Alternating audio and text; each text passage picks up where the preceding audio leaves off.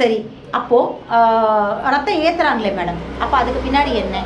ரத்தம் ஏற்றுறாங்களே, ஏற்றுனா குணமாகுதுட்டாங்க. அப்போ ஏற்றுற ரத்தம் என்ன ஆகுது அப்படின்னா, ரத்தம் ஏற்றுறாங்க இல்லையா, உடம்பு தனக்கு தேவையானது தான் உருவாக்கிக்கும். அங்கே என்ன ஆகுது அப்படின்னு பார்த்தீங்கன்னா, ஒரு சர்ஜரியே அவங்க பண்ணணும், சர்ஜரிக்காக தான் பிளட் ஏற்றுவாங்க, இல்லை ரொம்ப எமர்ஜென்சி தான் ஏற்றுவாங்க. அந்த சில மணி நேரத்துக்குள்ளேயே அந்த உடலுக்கு தேவையான ரத்தத்தை அது உருவாக்கிட்டு அங்கே அதோடைய வேலையை அது செய்யுது, அது கொடுக்க வேண்டிய ஃபஸ்ட் எய்டை கொடுக்குது. இங்கே இன்டர்ஃபியரன்ஸ் என்ன அப்படின்னு பார்த்தீங்கன்னா, ஹியூமன் இன்டர்ஃபியரன்ஸ், அதாவது மனித இடர்பாடு, குறுக்கீடு என்ன அப்படின்னு பார்த்தீங்கன்னா, தேவையில்லாத ரசாயன மருந்துகள் கொடுக்கறதும் குளுக்கோஸ் ஏற்றுறது தான் நம்மளுடைய குறுக்கீடு.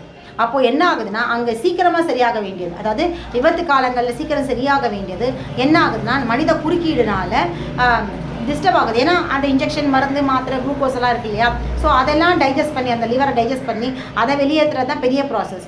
ஏன் அதை வெளியேற்றுறதுல முதல்ல ஃபோக்கஸ் பண்ணோம் அப்படின்னு பார்த்தீங்கன்னா, உடலில் இருக்க உறுப்புகளுடைய பாதிப்பு இல்லை ரத்த உருவாக்கம், இது எல்லாமே தன்னுடைய பொருள்.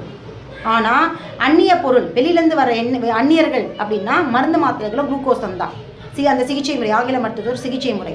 அப்போது இந்த உடல் என்ன அந்த சமயத்தில் அது என்ன டிசைட் பண்ணும் அப்படின்னு பார்த்தீங்கன்னா, உள்ளே இருக்கவங்களை பார்க்குறதா, முதல்ல உள்ளே இருக்கிற பிரச்சனையை பார்க்குறதா, இல்லை வெளியிலேருந்து வர பிரச்சனையை சரிப்படுத்துறதா.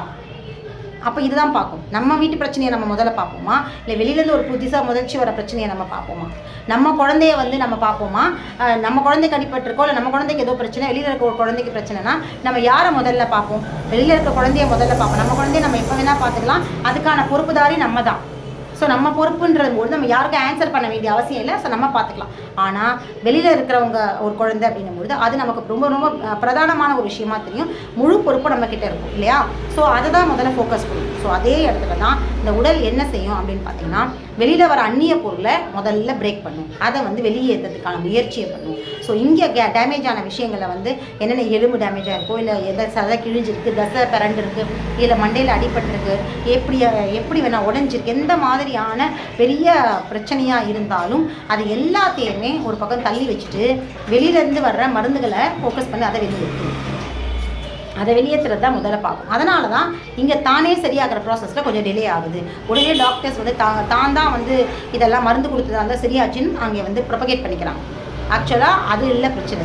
அவங்க எதுவுமே தலையிடலாம். இங்கே சீக்கிரம் அவங்களுக்கு அவங்களுடைய காலங்கள் எவ்வளோ நாட்களுக்குள்ளே குணப்படுத்துகிறாங்களோ அதுக்கு முன்னாடியே உடம்பு சரிப்படுத்தும். நம்ம குறுக்கிடலாம், மருந்துடைய குறுக்கீடு இல்லைன்னா இதெல்லாம் சரியாகும். சரி, அப்போது உடலுக்குள்ளே சர்ஜரி நேரங்களில் இல்லை நார்மல் நேரங்களில் ஏற்றுற ரத்தம் என்ன ஆகுது அப்படின்னா, ஃபஸ்ட் ஆஃப் ஆல் நம்ம ரத்தத்துடைய இதை பற்றி தெரிஞ்சுக்கணும். என்ன அப்படின்னா, ஒரு ரத்தம் இது பண்ணுறாங்க இல்லையா, உடம்புக்கு ஏற்றுறாங்க இல்லையா, அந்த ரத்தம் என்னன்னா முதல்ல இந்த பிளட் குரூப் தானா அப்படின்னு செக் பண்ணுவாங்க. இவங்களுக்கும் இந்த பிளட் குரூப், அதாவது பேஷண்ட்டோட பிளட் குரூப்பும் இப்போ அவங்க ஓ பாசிட்டிவ்னா அதே ஓ பாசிட்டிவ் பிளட்டை எடுத்துகிட்டு வருவாங்க பேங்க்லேருந்து. அப்போ அது ரெண்டும் சேருதா அப்படின்னு பார்ப்பாங்க இல்லையா. ஒன்று நல்லா தெரிஞ்சுக்கோங்க, ஒரு பிளட்டை ஏற்றுறதுக்கே எத்தனை மணி நேரம் ஆகுதுன்னு பார்த்துக்கோங்க. ஏன்னா இப்போ அந்த பிளட்டை எடுத்துகிட்டு வருவாங்க, ஓ பாசிட்டிவே தான், ஓ பாசிட்டிவ் தேவைப்படுது. ஓ பாசிட்டிவான்னு முதல்ல அவர் யார் பேஷண்ட்டோ அவர் ஃபஸ்ட்டு நீடில் ரத்தம் எடுத்து போய் செக் பண்ண போய் அது வேறு ஒரு 1/2 hour ஆகும். இங்கேருந்து ரத்தம் எடுத்துகிட்டு போயிட்டு அவரோட என்ன பிளட் குரூப்புன்னு தெரிஞ்சுட்டு வரத்துக்கு டைமிங் நல்லா நோட் பண்ணிக்கோங்க.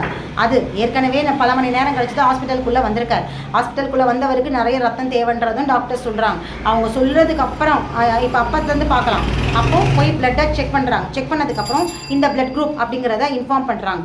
அதுக்கப்புறம் என்ன நடக்குதுன்னா, அந்த பேங்குக்கு ஃபோன் பண்ணி அது வரணும். சில கிரிட்டிக்கலான கேசஸாக இருந்தால் சில பிளட்டெல்லாம் கிடைக்கவே கிடைக்காதுன்னு சொல்லுவாங்க இல்லையா. ஸோ அப்படி இருந்தால் இன்னும் டைம் எக்ஸ்ட்ரா ஆகும். அதையும் நல்லா நோட் பண்ணிக்கோங்க.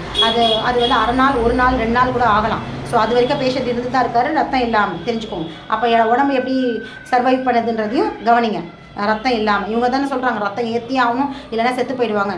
அப்போது ரேர் கேசஸ், ரேர் பிளட் குரூப்பாக இருந்தால் என்ன பண்ணுவாங்க? அப்போ அத்தனை நாள் அவங்க ரத்தம் ஏற்றாமல் தானே இருந்துகிட்ருக்காங்க. அப்போ அந்த உடல் எப்படி உயிரோடு இருக்குது? இந்த கொஸ்டின்ஸ்லாம் நீங்கள் தான் கேட்கணும். சரி, ஓகே. இப்போ என்ன ஆகுது, போகுது 2 பேரும், அதாவது பிளட் கிடச்சிதுன்னு வச்சுக்கோங்க. இதே ஓ பாசிட்டிவ்னா அங்கேயே ஓ பாசிட்டிவ் சொல்லிட்டு ஒரு பிளட்டை எடுத்துகிட்டு வராங்க. அதை லேபில் கொண்டு போய் டெஸ்ட் பண்ணுவாங்க. என்ன டெஸ்ட் பண்ணுவாங்கன்னா, 2 பிளட்டுமே சேருதா அப்படின்னு பார்ப்பாங்க.